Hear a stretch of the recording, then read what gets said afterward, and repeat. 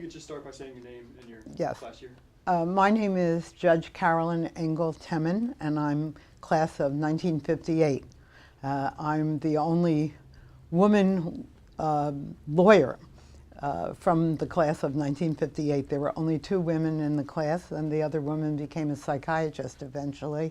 So I was the only one who actually entered the legal profession. Penn was very different in 1958 than it is today, today being 2013.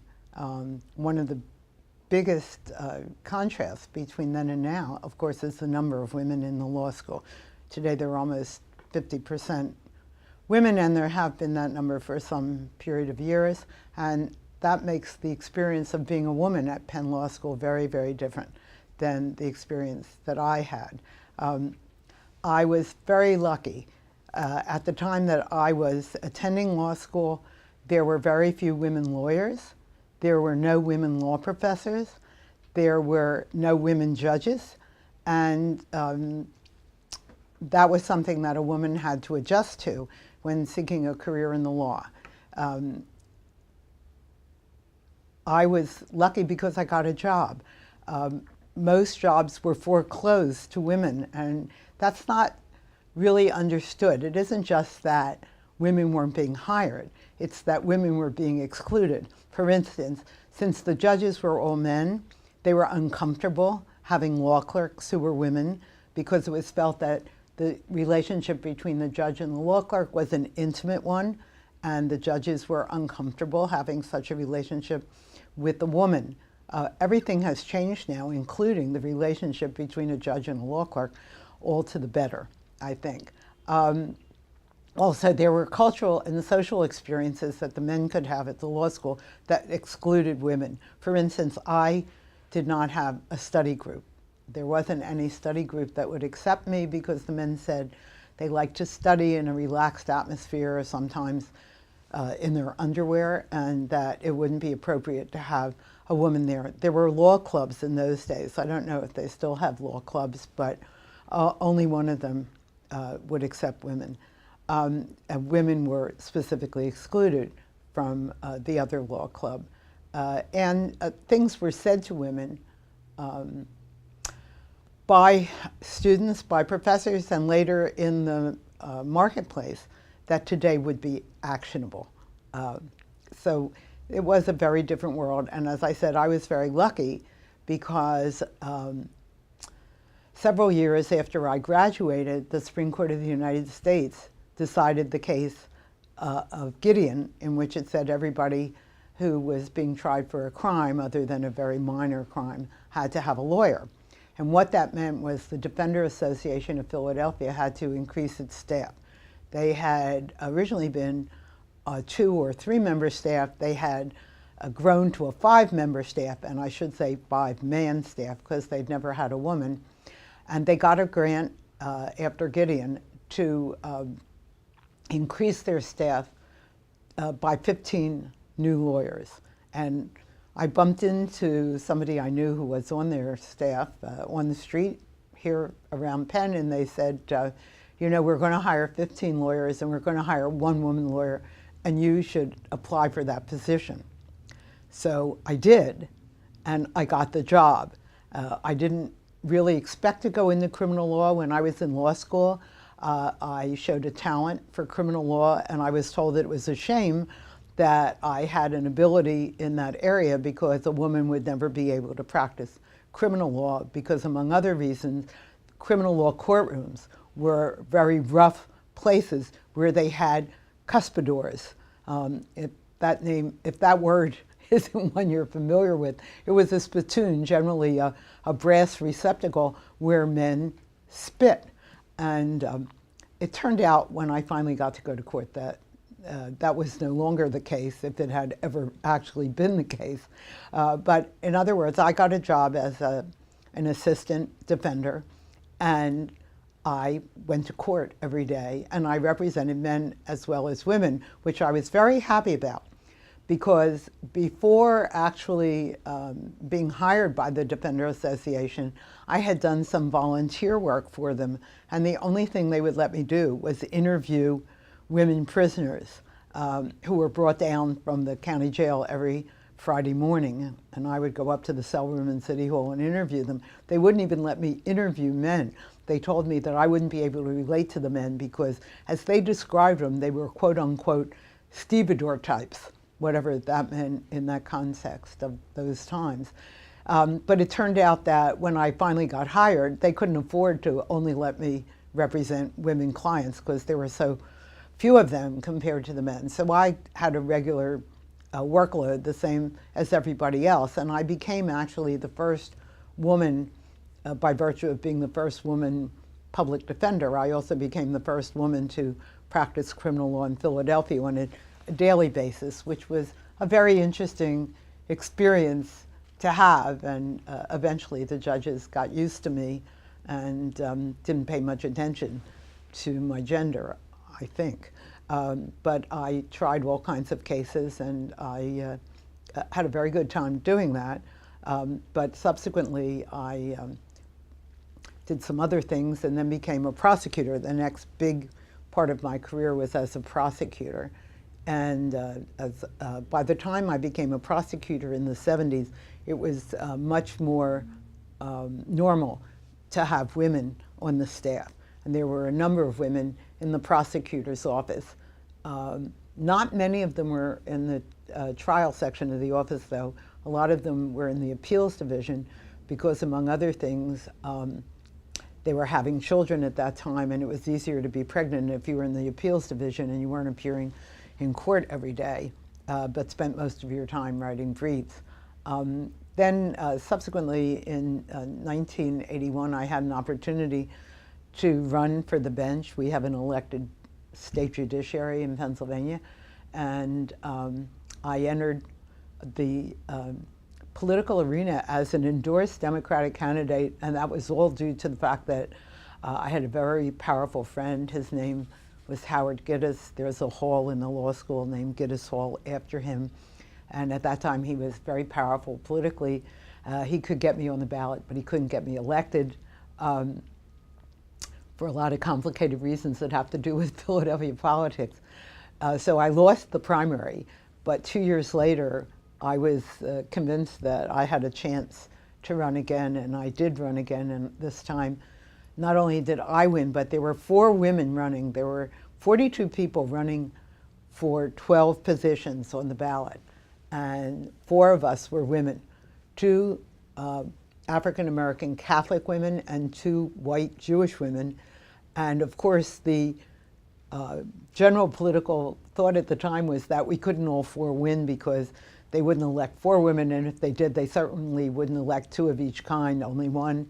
So we didn't know what would happen, but in the end, we were all supported by the leading candidate for mayor at the time, who was Wilson Goode, and we all got elected, and we all ran very high on the ballot. And the first time you're elected, you run in a regular contested election, but after that you only run for retention elections, which means the electorate is asked yes, no to retain Judge Temin, and if you get more yeses than no, you win.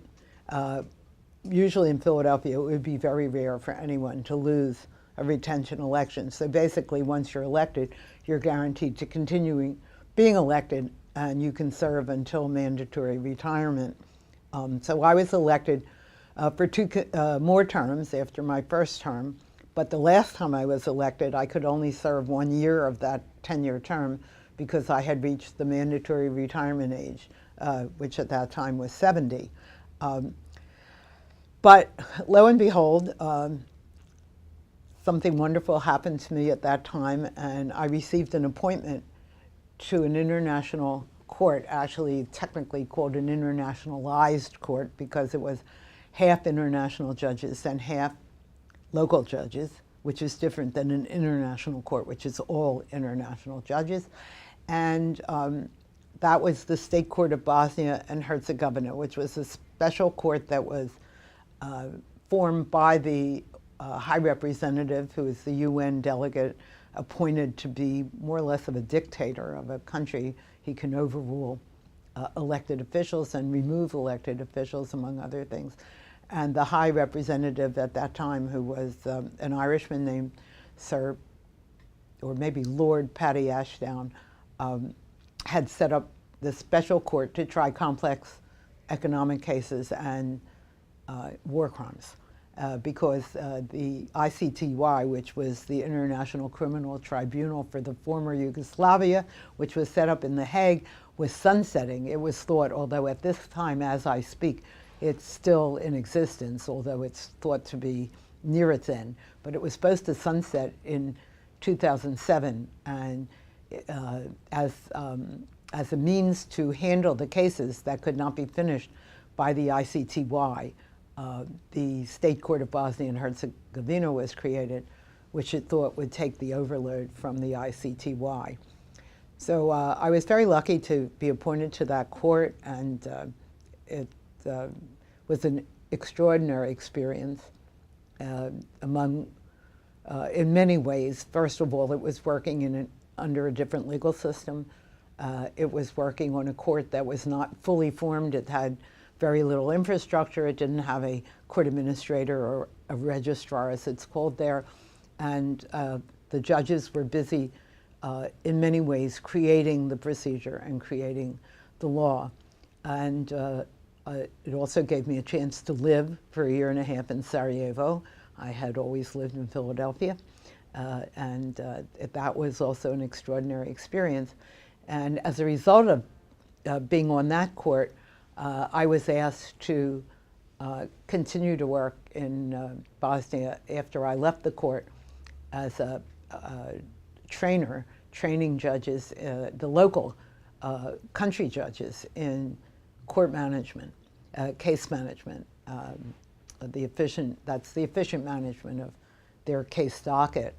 And as a result of work that I did there, I've gotten other international work, and I've since done work with judges in the Republic of Georgia, Honduras, Serbia, and Tunisia.